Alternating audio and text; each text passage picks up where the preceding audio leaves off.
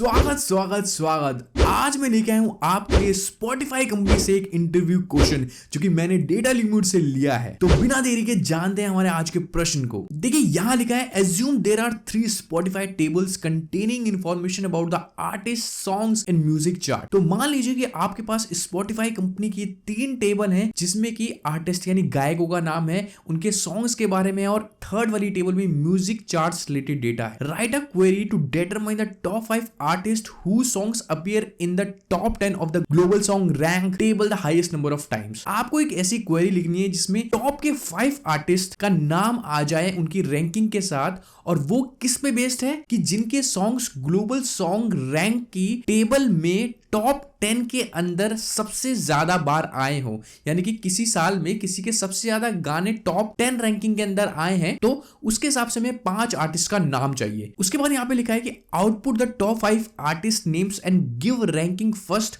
Who have the most appearance, यानी कि जो 5 आर्टिस्ट के नाम आप निकालेंगे उनकी मोस्ट अपीयरेंस के हिसाब से उनको 1 2 3 रैंक भी देनी है। एजम्पशन में कहते हैं कि आपको ये मानना है if 2 artist song have the same number of appearance the artist should have the same rank, यानी कि अगर कोई ऐसा आर्टिस्ट है जिनके गाने बराबर आए हैं मोस्ट अपीयरेंस में ग्लोबल सॉन्ग रैंक के टेबल में, वहां पे आप उनको सेम रैंक देंगे। The rank number should be continuous 1 2 2 3 4 5 and not skipped 1 2 2 4 5, यानी कि अगर किसी के गाने के अपीयरेंस बराबर है तो वहां पे सेम रैंक आए और उसके बाद जो रैंक है वो स्किप ना हो। ठीक है, जैसे यहाँ पे 3 स्किप हो रहा है, लेकिन हमें 3 स्किप नहीं करना, उसके बाद वाले आर्टिस्ट को रैंक देना है। तो ये तो हो गया क्वेश्चन। चलिए जानते हैं कि उसका आउटपुट हम कैसे निकाल सकते हैं।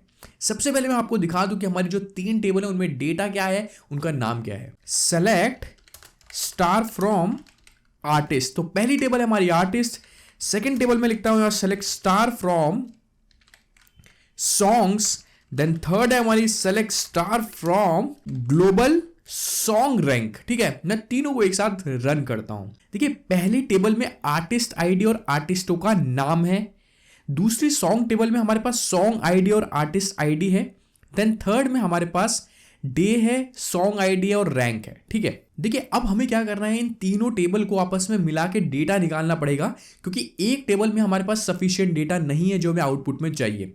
तो सबसे पहले हम आर्टिस्ट टेबल से सॉन्ग्स टेबल में जाएंगे और उस सॉन्ग्स आईडी को मैच करके हम तीसरी वाली टेबल पे सॉन्ग्स आईडी को मैच करके वहां से अपनी रैंक भी उठा लेंगे। ठीक है, तो चलिए हम करते हैं स्टार्ट लिखना।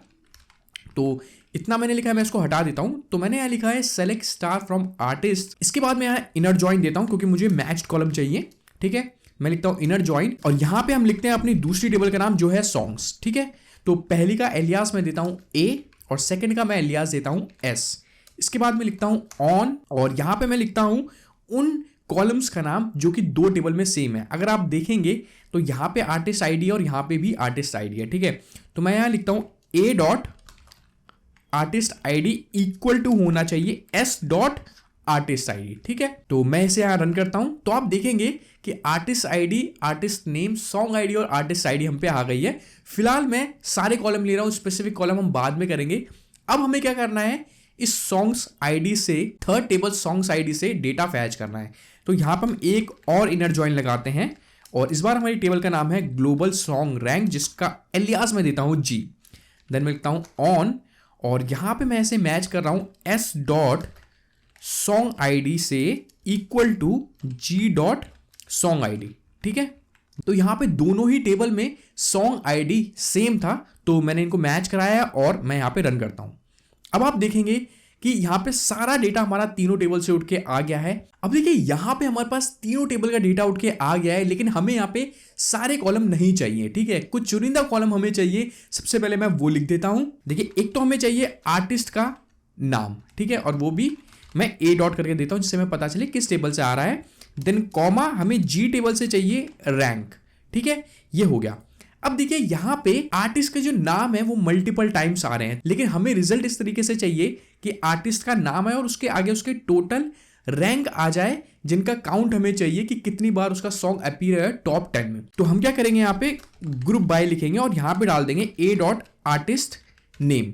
ठीक है, अब इससे जितने भी आर्टिस्ट होंगे वो सिंगल टाइम्स अपीयर होंगे और उसके आगे अगर हमें काउंट चाहिए तो उसके आगे हम यहां पे लिख देंगे काउंट। ठीक है, इसे ब्रैकेट में बंद करेंगे और इसका एक एलियास दे देते हैं कि टोटल अपीयरेंस। ठीक है, ये हो गया। अब मैं एक बार रन करता हूं आपके आगे कि अब हमारा डेटा किस तरीके से आता है। तो देखिए अब यहाँ पे आर्टिस्ट का नाम आ गया है और उनके गाने कितनी बार ब्लॉकबस्टर रहे हैं वो आ गया है। ठीक है, एडिलेड के 4, बैड बनी के 8। लेकिन अब देखिए हमारे पास यहाँ पे कंडीशन थी, अब हमें यहाँ पे चाहिए था कि who songs appear in the top 10 of the global song rank.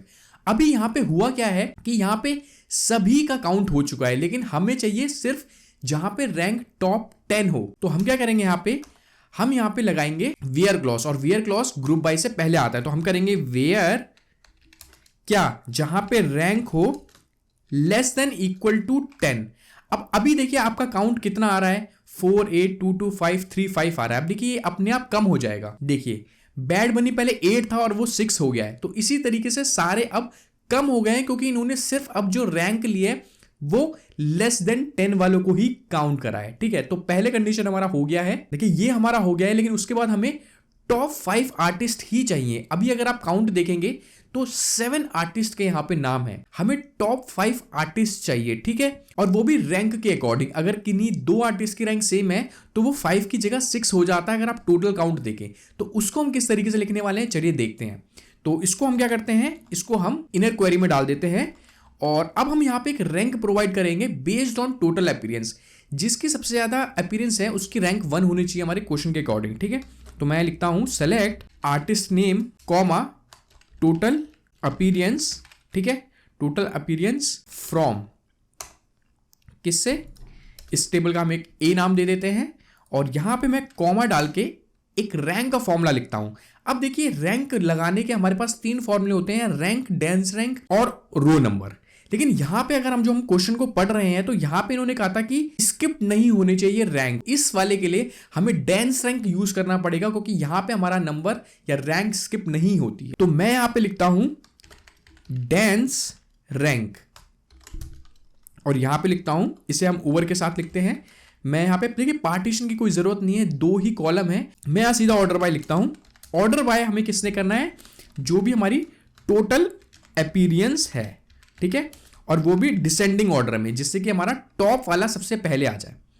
ये मैंने यहां पे दे दिया और इसका मैं नाम दे देता हूं रैंकिंग। ओके, तो ये यहां से आ जाएगा फ्रॉम। एक बार हम इसे रन कर लेते हैं। अब देखिए इसने रैंक दे दी है। अब देखिए जिसकी अपीयरेंस सबसे ज्यादा है वहां पे फर्स्ट रैंक आई है, उसके बाद जो रैंकिंग है 5 की उसके लिए 2, और देखिए लेडी गागा और एडिल की सेम टोटल अपीयरेंस थी तो यहाँ पे 3 आया है और हमारी रैंक भी स्किप नहीं हुई। अब थर्ड चीज था कि हमें सिर्फ टॉप 5 आर्टिस्ट चाहिए, यानी टॉप 5 रैंकिंग की, लेकिन यहाँ पे 6 रैंक भी आ रही है। तो इसको हम कैसे करेंगे, तो यहाँ पे हम क्या करेंगे, एक और सेलेक्ट करेंगे और इसे भी इनर क्वेरी में डाल देंगे। तो मैं इसे इनर क्वेरी में डालता हूं और यहां से इसका एक नाम दे देता हूं एन। ठीक है, यहां पे मैं आर्टिस्ट नेम ले लेता हूं और मैं यहाँ पे रैंकिंग ले लेता हूं और यहां मैं लिखता हूं फ्रॉम। ठीक है, इस टेबल से आए डेटा, लेकिन वेयर जहां पे रैंकिंग क्या हो हमारी, लेस देन इक्वल टू 5 हो, क्योंकि हमें टॉप 5 रैंकिंग ही चाहिए। अब मैं इसे रन करता हूं। अब देखिए यहां पे आर्टिस्ट का नेम आया है और रैंकिंग आप देखेंगे तो सिर्फ 5th रैंक तक आया है। मैं ये मानता हूं कि लेडी गागा और एडिलेड की रैंकिंग सेम है और टोटल काउंट अगर हम देखें तो 6 है, लेकिन हमारी क्वेश्चन का जो रिक्वायरमेंट थी वो यही थी कि हमें रैंकिंग 5 तक चाहिए, भले ही हमारे रिकॉर्ड्स कितने हो जाए। अगर आपको ये क्वेश्चन अच्छा लगा है तो प्लीज लाइक करना ना भूलें और हमारे चैनल को सब्सक्राइब करने के साथ साथ कमेंट करना इस वीडियो पे ना भूलें।